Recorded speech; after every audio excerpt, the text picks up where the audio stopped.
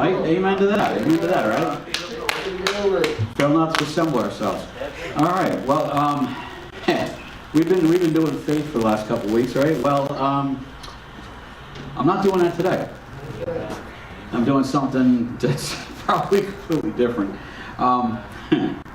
You're going to get a scripture lesson. You're going to get a history lesson. You're going to get a civics lesson. You're going to get a political lesson. Yeah. Some people say you're supposed to keep politics out of the church. Well, let's talk about that. Let's reason together, shall we?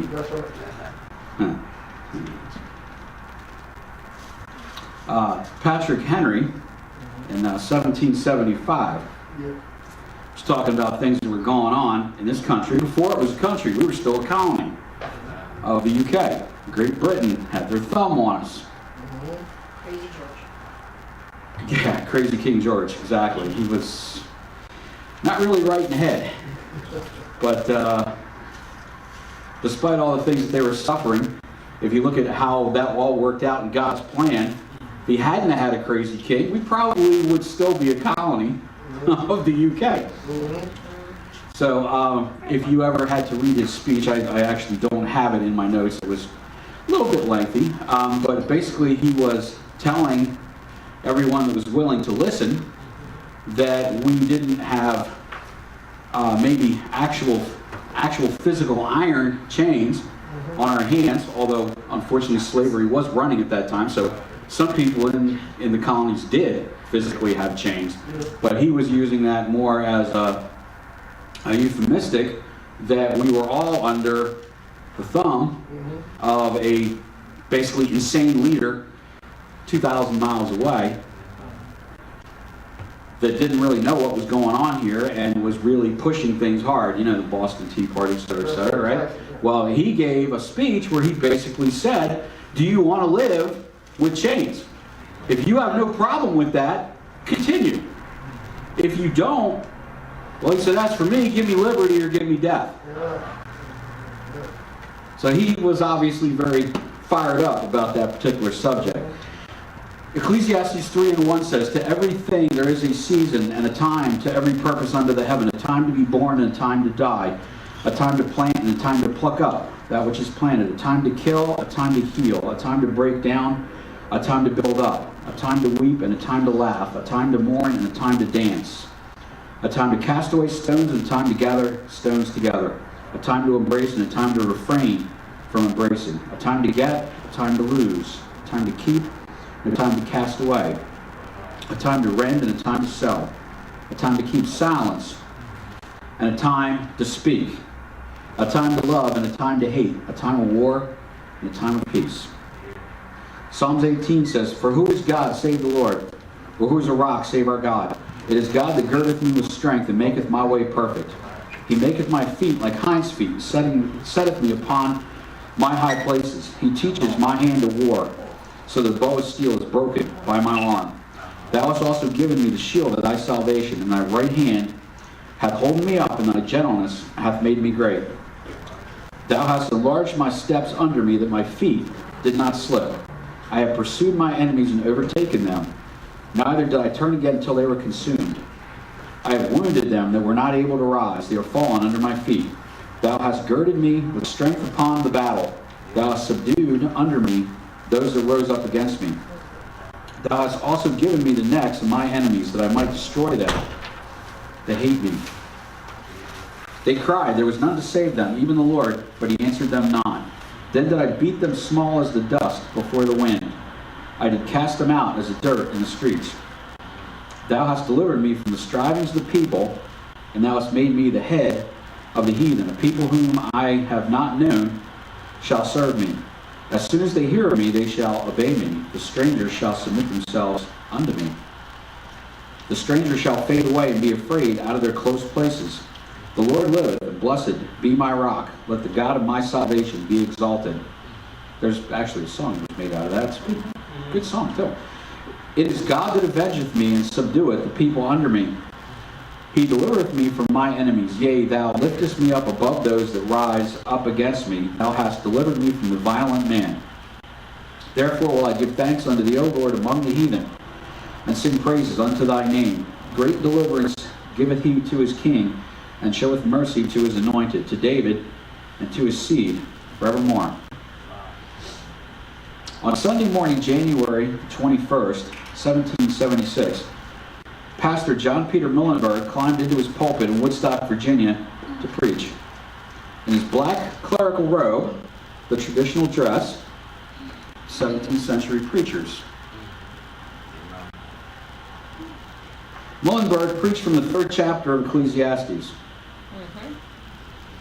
He read how there's a time for all things. There's a time to be born and a time to die, a time to plant and a time to harvest. Then his voice began to rise. He said, there's a time of war and a time of peace. There's a time for all things, a time to preach and a time to pray.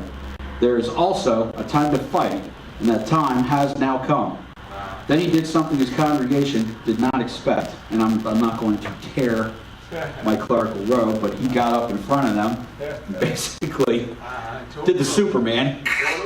And inside of that, he was wearing a military uniform.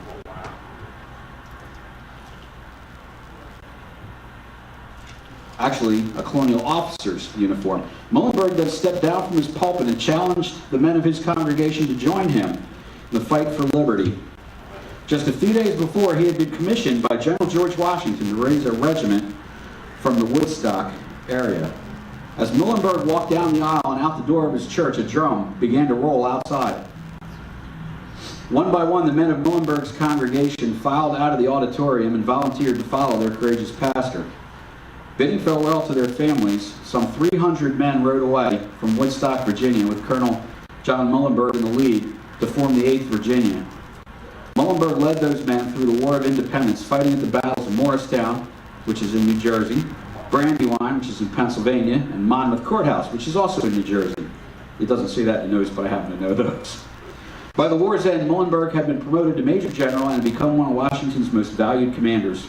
Muhlenberg was front and center at the surrender of Cornwallis at Yorktown, which, if you remember your history there, the war did not officially end at Yorktown, but for all real purposes, it was done. Cornwallis gave it up. Now, they had tried for 4 years, 4 and something, maybe close to 5, depending on which yardstick you want to use, to fight a war. This is looking at Great Britain's side, very far away. You know, we had the Gulf War, and we had to transport by ship and aircraft a whole bunch of stuff for the first one in 1991. So there was a big build-up. That was Operation Desert Shield. And then, we had Operation Enduring Freedom, which was, 20 years, right, since 9/11. Went on and on. Logistics is a big, big problem. You can fight a war, but unless you want to use harsh language and rocks that you picked up off the ground, you need to bring material to the battlefield. You got to bring it in. And that was one of the UK's big problems. It's one of any army's problems when you're fighting not very close to your supply line. And that was one of the big things that they did them in. Their other big problem was that they had a long, outstanding grudge, I guess you'd say, with France. Between them was hundreds of years of animosity. And the French saw that and went, oh, excellent. One of their colonies is rebelling. Oh, a chance to stick a sharp stake into the eye of the British again. This will be fun. Let's go help them. We definitely would not have won that war without the help of France, and actually, believe it or not, Poland. Do you know Pulaski Highway? That was named after Polish General Pulaski. There's also a Fort Pulaski in South Carolina? I think it is. Anyway, yeah, so we had foreign help. We can't say we did it all on our own. We did not. But what started it was us. And what pushed it to get started was the Black Robe Regiment. Yes. And the Black Robe Regiment were not, at first, soldiers at all. They were preachers. Yep. Just like me. Wearing one of these. This one's probably a little fancier than what they had, I guess. I don't know exactly what they were made out of back then. Wool, probably, I suppose. Pretty sure it wasn't any synthetic material like this is probably made out of, but you get the idea. It was them up front with a clergy collar, as I mentioned, this General Muhlenberg, who had the guts to stand up in front of the entire congregation and say, "Our time has come to fight." And so they lined up and went. So the 300 went with him. James Caldwell was pastor of the First Presbyterian Church in Elizabethtown, New Jersey. I know where that is, too. Because of his strong stand for liberty and his sermons encouraging the colonists to fight, he had made himself numerous enemies. So he would step into his pulpit each Sunday wearing 2 pistols, place them on the pulpit, and then proceed to preach powerful sermons about the need for Christians to stand for truth. Yes.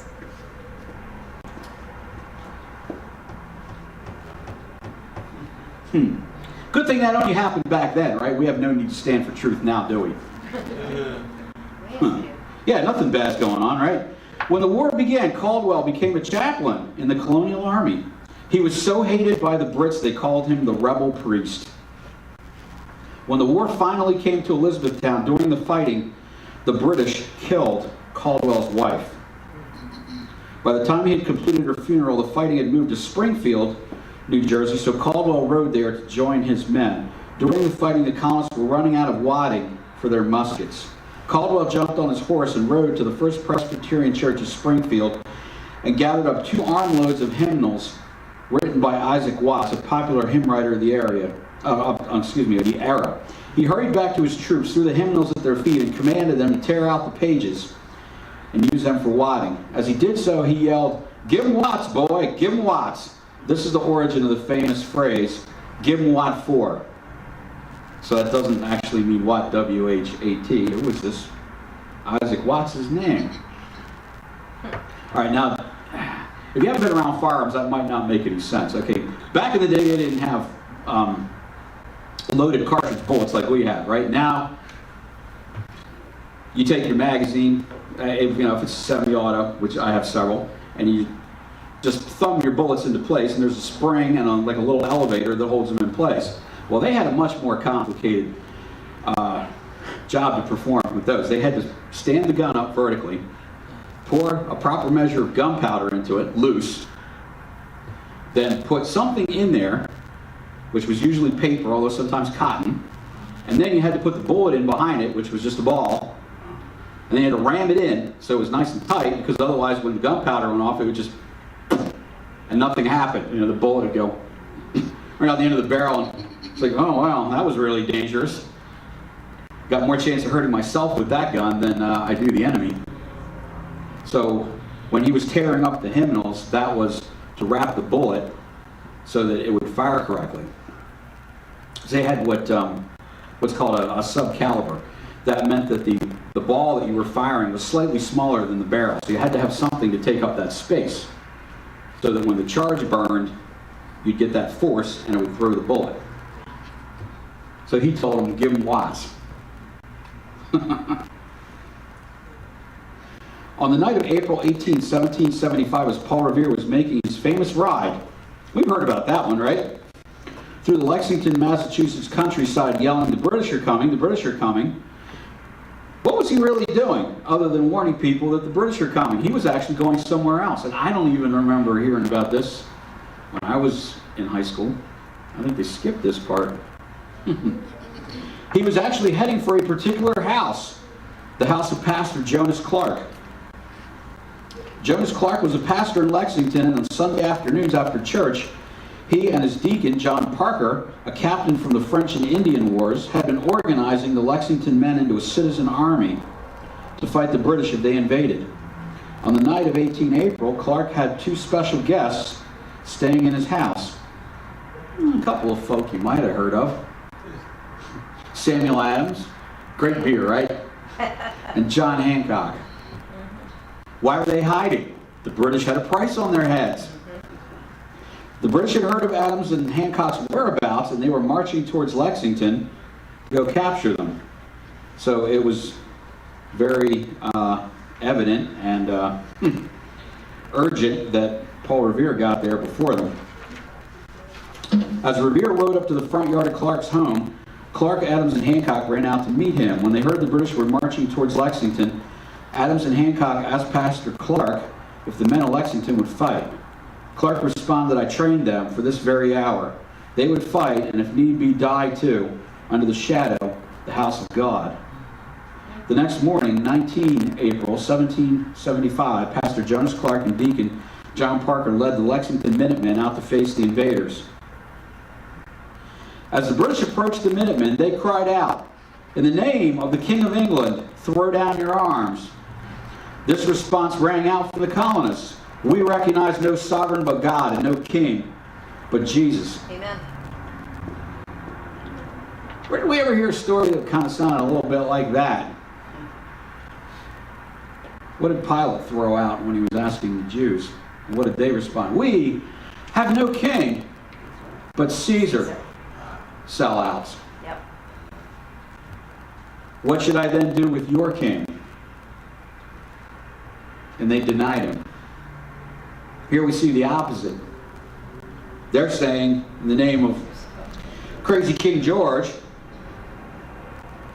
surrender, and maybe we'll give you a little leniency here. Perhaps. They probably would have taken them out and shot them, I believe. Or probably hung them, actually. "We recognize no sovereign but God and no king but Jesus." And Captain Parker said to his Minutemen, "Stand your ground. Don't fire unless fired upon. But if they mean to have a war, let it begin here." The first shot rang out. The shot heard around the world. That's not really an exaggeration either. Like I said, we had 3 countries, well, actually 4, if you count us as the ball that the 3 kids on the playground were fighting over, right? But what became of that after that? We've had 2 world wars. The outcomes of both of those were, well, okay, maybe slightly exaggerational, but hugely hinged on the United States. World War II, Great Britain was basically standing alone. All of Europe had fallen to the Nazis and the fascists.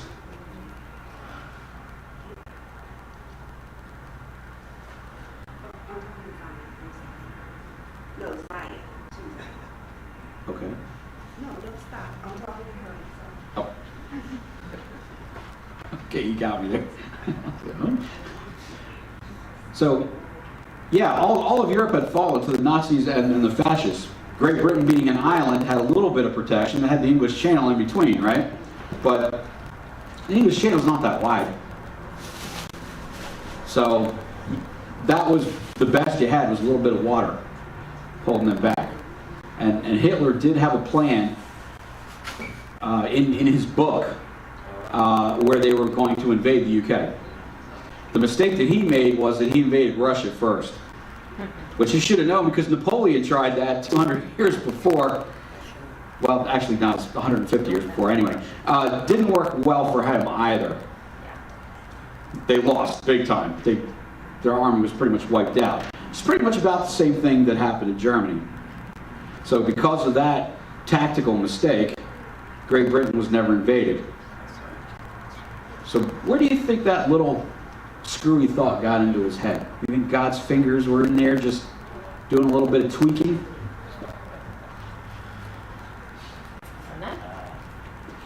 We know that God doesn't love war. One of the 10 Commandments is thou shalt not kill. Actually, if you look at it in its correct perspective, it's thou shalt not murder. Right. Killing, sadly, sometimes is necessary. Yeah.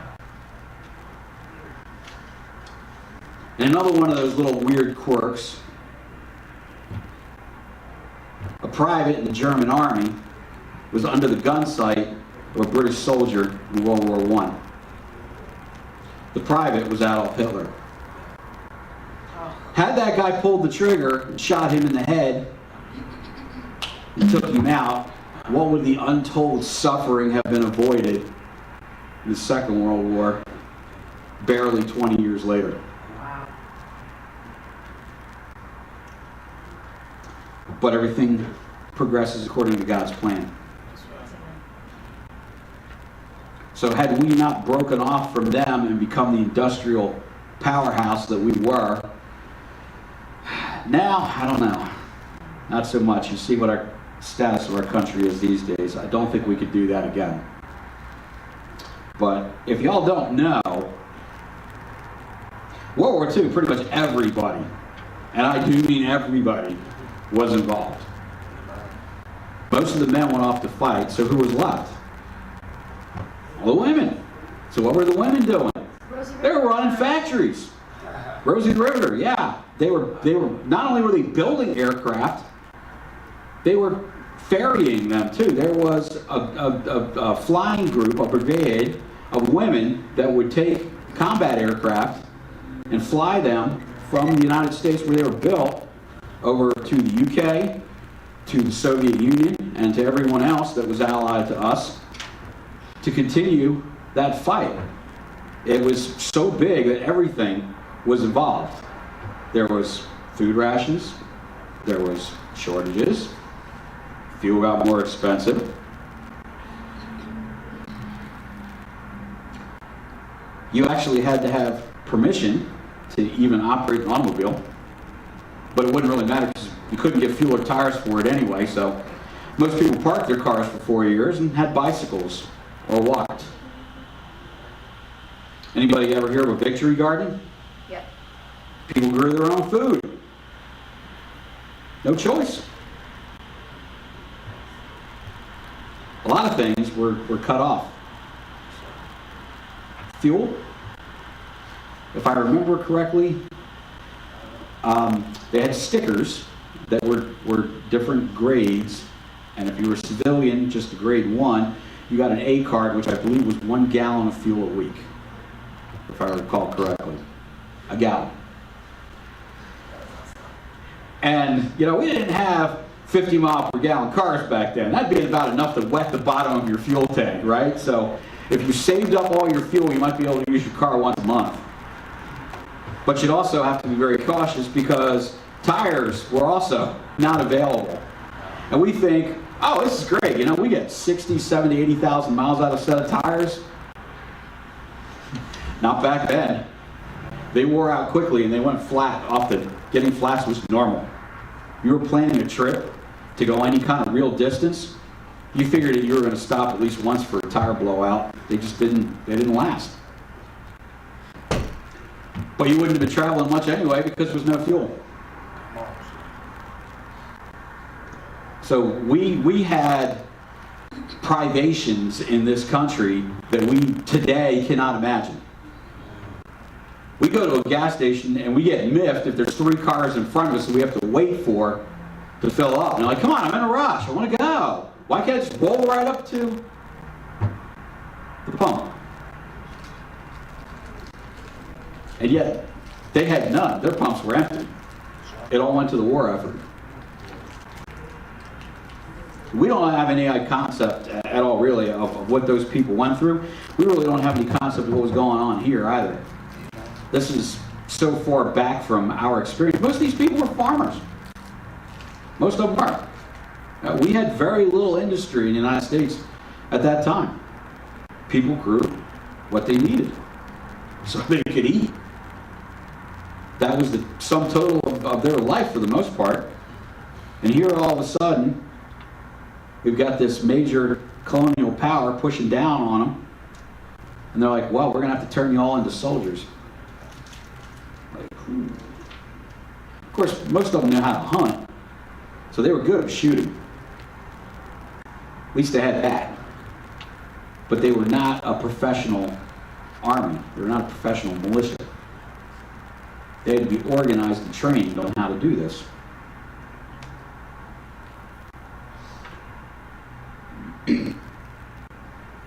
So a little more quick history. John Peter Gabriel Muhlenberg, the first one that I was talking about, Lutheran minister, Colonel of the 8th Virginia, later Brevet Major General, Continental Army, member of the House of Representatives and the U.S. Senate. His brother, Frederick Augustus Conrad Muhlenberg, also a Lutheran minister, first speaker ever of the House of Representatives when the United States became the United States. Henry Melchior Muhlenberg, Lutheran minister, born in Germany, came to America, basically started the Lutheran Church here, was their father. So this was an all-in-the-family thing. These are just 3 examples of the courage and commitment exhibited by many of the colonial pastors in the days before and during our nation's War of Independence. These men saw no contradiction between standing for the truths in God's Word and the principles of liberty. In fact, they viewed the two as inseparable. These black-robed patriot preachers fanned the flames of liberty as they not only encouraged their congregations to fight, but were also willing to actually lead their men onto the battlefield. These preachers fought. The British viewed these pastors as such a force. They called them the Black-Robed Regiment. King George III blamed the war on the preachers by calling it a Presbyterian rebellion.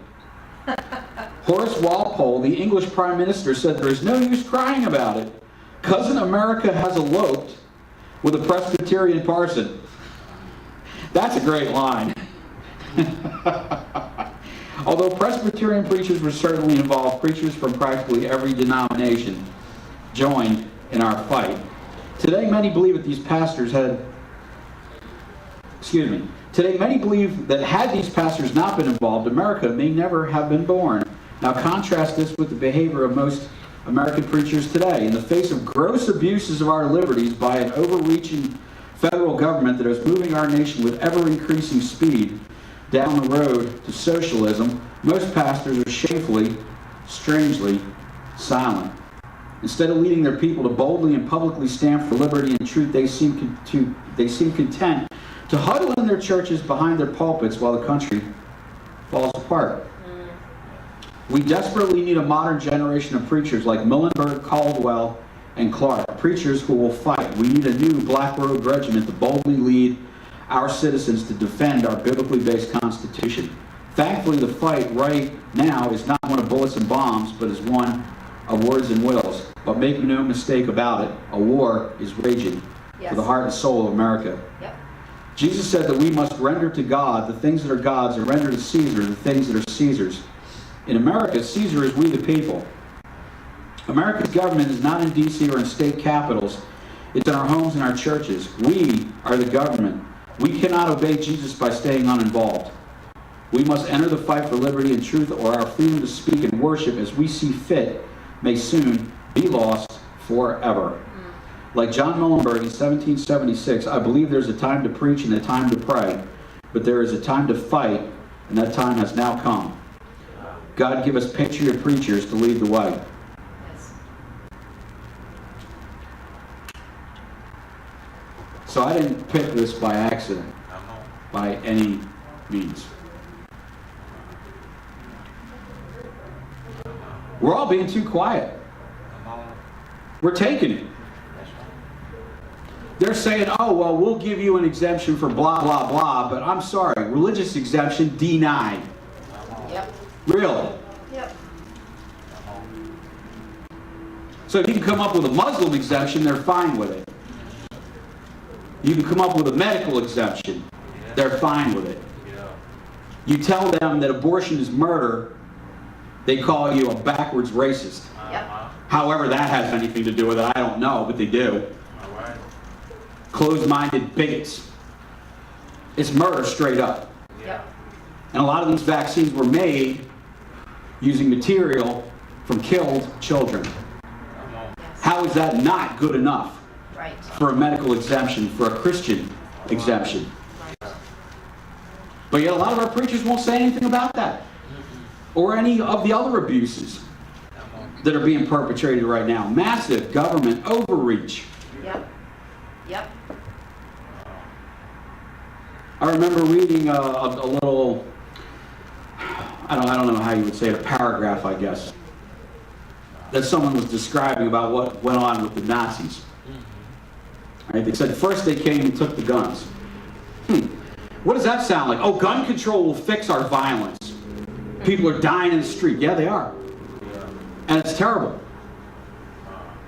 Then they want to give it jingoist terms that whites are born to be racist, that it's our genetics. I don't believe that anybody was born racist. I do not believe that at all. Look at little kids playing in the playground. They don't care. They don't know. If they've got a father that's in the KKK and teaches them that crap, that's what they're going to know. They were not born with that. They didn't look at you and go, sorry kid, you're Asian, I ain't playing with you. Oh, black boy over there, no, get rid of him. Oh, what's that guy? What's wrong with him? He's brown. Where did he come from? They don't know any of that. God didn't build us that way. Right.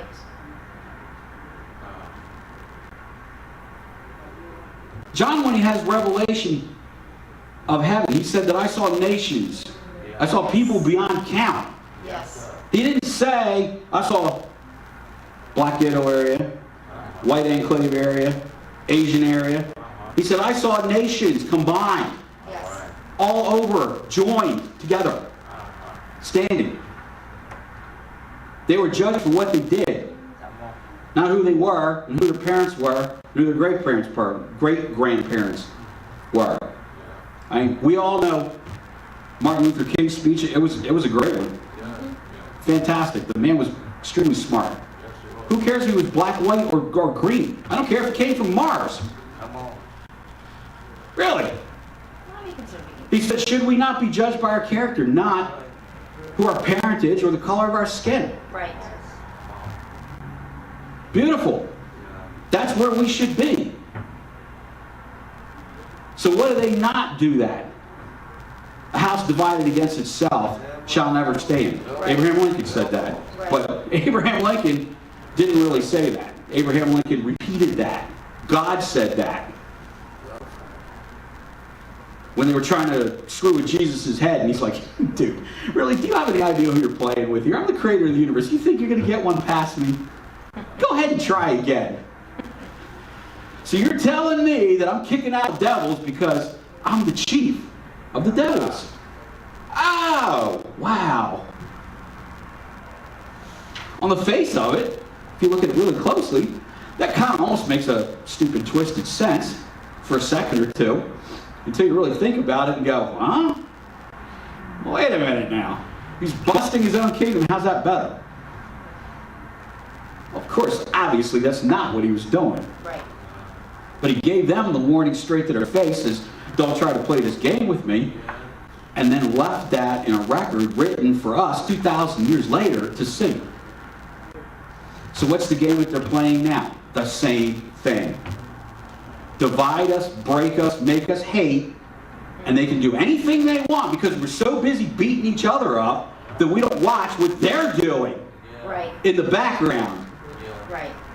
The dirty shadows, the unelected elected. Right. Yeah, okay, I know. You're going to go, oh my God, we're going tinfoil hat here. Here comes the cabal. It exists.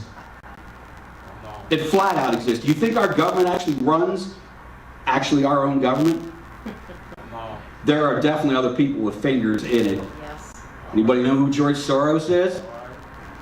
The guy's a billionaire and he hates pretty much everybody. He was a Nazi, a true Nazi, in the Nazi party. I'm not saying he was a neo-Nazi, he was a skinhead, he was a Nazi.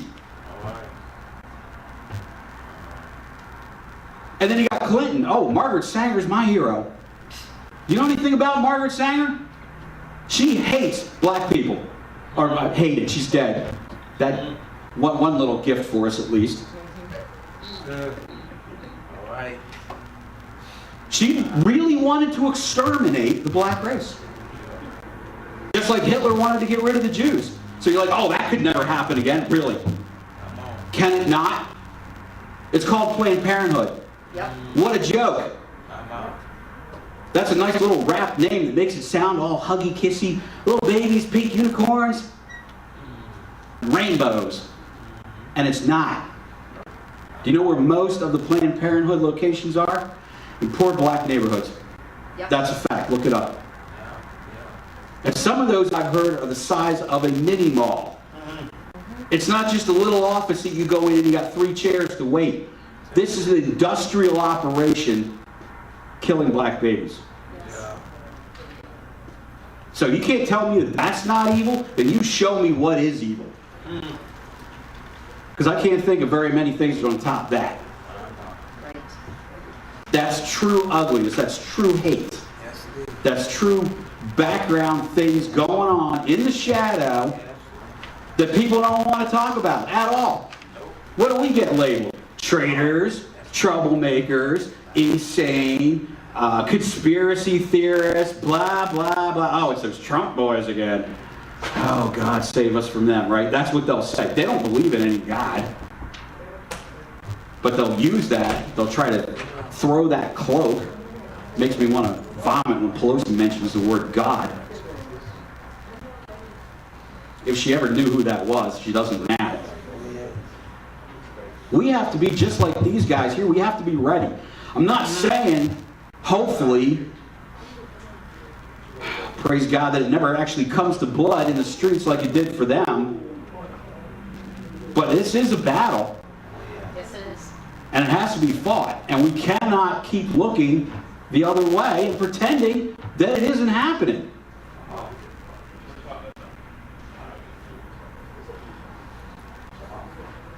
All they had back then was somebody riding from place to place, making a speech, or newspapers. They had publishing at least, right? Gutenberg had invented the printing press, what, like 150 years before that? Something like that anyway, right? And you had Benjamin Franklin, who was really big with printing, if you remember that from your high school history. So they didn't have really fast communication, did they? It took a while for anything to get anywhere, right? Because otherwise, you know, Paul Revere wouldn't have had to ride over to that pastor's house to tell him. He just would have been like, click, click, click, sending text. Dude, Brits on the way now. Run or fight. Get guns. He's like, ooh, really? Okay, boys, arm up. They'd be pulling out their ARs. Yeah, here we go. So we think that nothing like that could happen now, right? Because we've got telephones, we've got TV, we've got Facebook. You know, we've got Instagram. You know, how could any of those things possibly happen now? Because we've got all this news. Who would be able to hide with all of that out there? Except most of it's lies. So yeah, they can hide very well, right in plain sight. Pretend to be we the people. Is the people supposed to be afraid of the government, or is the government supposed to be afraid of the people? That is why the Second Amendment exists. If you go back and read all the Federalist Papers, read everything that went on and was written by our founding fathers.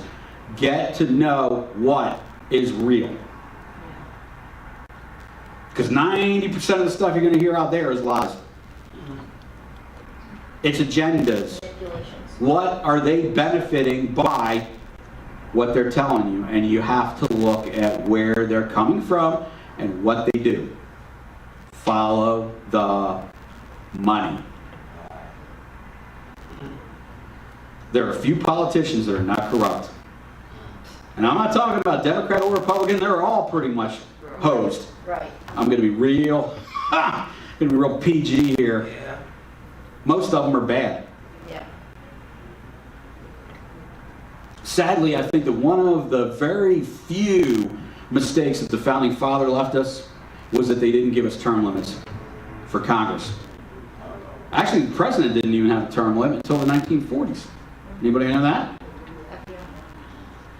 FDR served 3 terms. And they're like, okay, this is starting to get king-like here. He only got removed because he died. Truman had to take over. But he would have won his 4th election, I'm pretty sure, especially if he had successfully completed the war. We dropped our atomic bombs. Japan surrendered. Everybody came home. And it gave us the roaring 50s, where new housing and cars and everything, we were just in a boom. How popular would he have been? He would have kept right on going, wouldn't he? When would we have gotten rid of him? We would have had another king. So now we have 8 years, which sometimes feels like an eternity. Anyway, but unfortunately, Congress is not held to those shackles. So we've got career politicians that never leave. We got people that are being applauded for 48 years of service. You need to get out. The Founding Fathers never expected that to happen. Rome was smarter than we are. They had term limits on all of their offices. And some of them were only a year long, and you could never hold that office again. Ever. In Maine, they had a popular governor for, he served 2 terms, right? 8 years? Yeah, for 8 years, but then he termed out. He couldn't run. So now they have one that basically very few people like. I can't say nobody because she has some supporters, but not many. But that fellow is now able to run again because he had a break in between. So now, by Constitution, he can go back and run again. And he's getting ready to do it. Thank God. That's how things need to run everywhere. The Founding Fathers knew it, but unfortunately didn't write it down. The Romans knew it and did write it down. We need to fix that among a ton of other things. But that's one big problem. The longer you're in there, what happens? Let somebody say. Absolute power corrupts absolutely. Who's got absolute power right now? Is anybody holding Congress accountable? They do whatever they want. They're throwing money out like it's candy. And they've got, the front door key to the world's biggest candy shop. It's unsustainable spending. And nobody is pulling it in. Supposed to be we the people. They're supposed to answer to us, not us, answer to them. And yet, how is it running right now? It's going the other way. Completely. So, no, I only have a black shirt on underneath it here. I don't have a military uniform. I leave that to my son, who is serving right now. And thank you, Jesse, for your service. We're going to see you very soon. So, no, I'm not a Muhlenberg, at least not yet. But there may come a day. I'm sure he didn't want to fight. He was a preacher. He agreed and believed the most in peace. What did Jesus say? How will you know my, friends, followers, disciples? By the love they show one to another. But